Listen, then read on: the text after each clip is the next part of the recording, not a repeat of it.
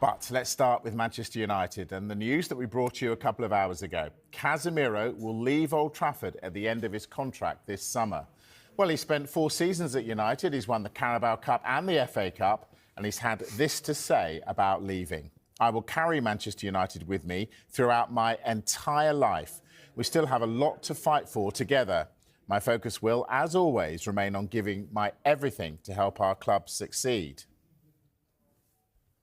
Well, this came out of the blue. Dharmesh, we've been reporting that this decision was made some time ago. Why are United telling us now? You say it came out of the blue. I don't think it's entirely a surprise that we're hearing that Manchester United and Casemiro will be parting ways at the end of the season. This decision was actually made in advance of today, and a couple of reasons why it might be announced today is Manchester United and Casemiro wanted to control the narrative, number one, so there's no talk and speculation about Casemiro's future.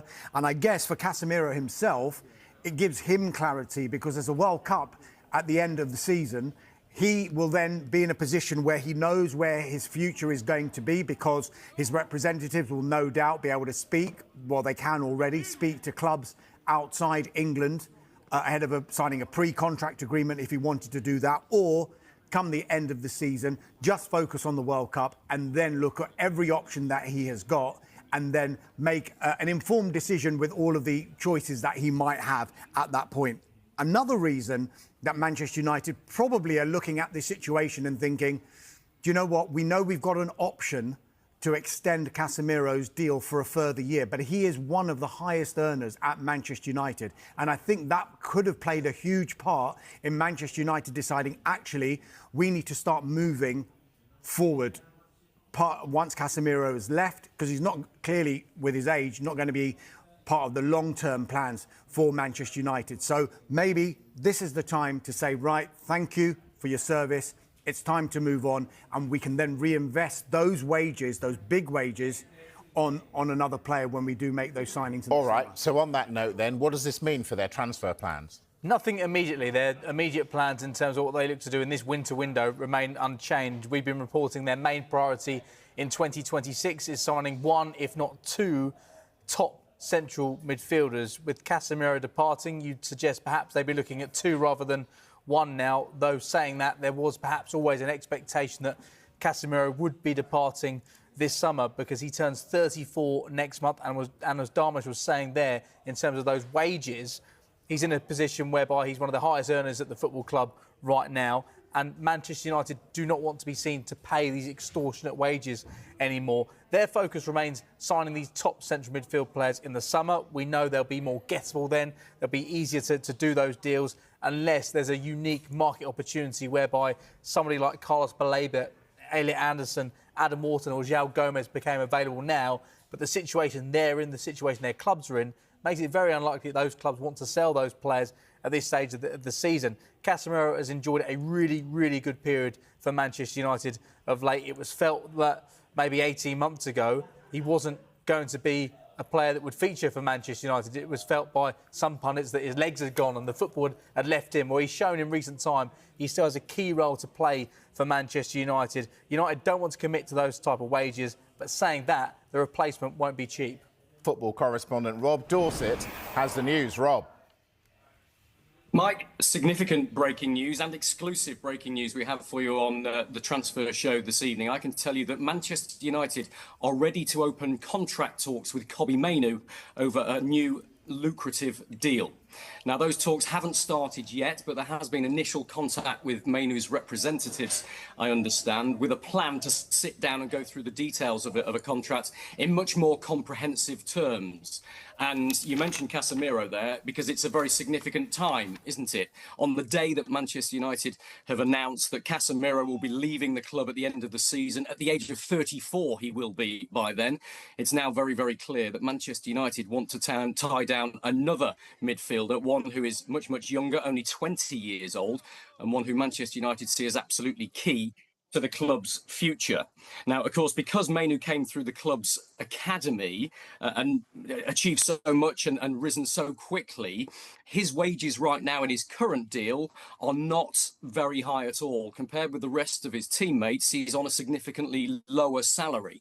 And that's something that has always been in the background here and obviously consciously thought of by both sides. But this new deal, if and when they sit down and discuss it, my understanding is will be to offer him a much more lucrative contract and bring him much more up to speed and up to the level of some of his esteemed colleagues, and one which Manchester United will feel reflects the standing he has within the club. And of course, this is a significant change for Mainu as well. Remember, he started his first Premier League game of the season under new manager Michael Carrick, new head coach Michael Carrick at the weekend. Before that, under Ruben Amorim, he didn't start a single Premier League game this season. And so I think my understanding was, whilst Mainu and his representatives were keen to sit down and discuss a new deal and try and deal with that anomaly of his lower wages, United, of course, didn't want to upset the then incumbent head coach, and they didn't know what the plans were longer term going forward. There was interest in Mainu from a number of European clubs, including Napoli, and there was some suggestions, some reports that Mainu might be interested in going out on loan to try and get some more game time. It was made very, very clear that Manchester United weren't going to allow that to happen because they see him as a key part of the squad going forward. And of course, Michael Carrick comes in, picks him for his first game, a much more rosy future this season, it seems, for Kobbie Mainu. And as a result of that, it seems that Manchester United feel this is the right time, while they're putting their house in order, while they're dealing and making decisions with the long-term future of players like Casemiro, they want to tie down some of their younger stars who are important to the club going forward. Kobbie Mainu is absolutely at the heart of that. And so big breaking news that we'll just repeat for you and remind you of for you on the transfer show tonight. The talks haven't started quite yet, but I'm told there has been initial contact between Manchester United's bosses and Kobbie Mainu's representatives. And Manchester United are ready now to sit down and discuss a new and much improved contract with their young midfield star. Rob Dorset, our football correspondent, with the breaking news. Thank you, Rob. Joshua Zirkzee, is he going to leave Manchester United?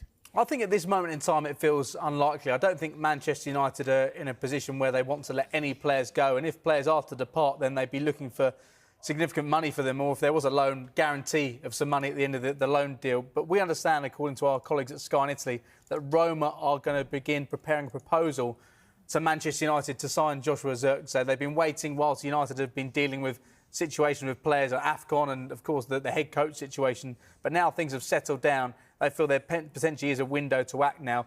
Roma would prefer to sign Zirkzee on loan initially, but United aren't thought to actively be wanting to sell him at this moment in time. Perhaps the new manager comes in the summer and thinks he's just what they need right now. So for Manchester United, I think they would have to consider serious offers in this window, but there's no willingness, I don't think, on Zirkzee's part or Manchester United's part to leave in this transfer window. But if a serious offer comes in, then it's something that United would have to consider. Interestingly, he wasn't in the 20-man squad that played in the Manchester derby on Saturday afternoon. We've been told there might have been a small injury, which may have been the reason. Interesting. Yeah. Marcus Rashford helped Barcelona move closer to a Champions League top 8 finish, which could help fund a permanent transfer from Manchester United. Marcus Rashford appears to have moved closer towards securing a permanent departure from Manchester United. The forward is currently spending the season on loan at Barcelona, having made clear his wish to leave Old Trafford during the previous summer's transfer window. Since arriving at the Camp Nou last summer, Rashford has found the net 8 times and contributed 12 assists for Barcelona and appears to be thriving with the La Liga club. United had also sent Rashford on loan to Aston Villa for the latter half of last season, whilst Ruben Amorim's exit as the club's head coach earlier this month has fueled further speculation regarding the England international's prospects beyond the current campaign. Wednesday evening saw Barcelona secure a 4-2 triumph over Slavia Praha in the Champions League, with Rashford setting up Robert Lewandowski, who struck the club's 4th goal of the encounter. Consequently, Barcelona moved closer to securing a top 8 position in the Champions League, which would guarantee their automatic progression to the last 16 stage whilst avoiding the playoff round, reports the Manchester Evening News.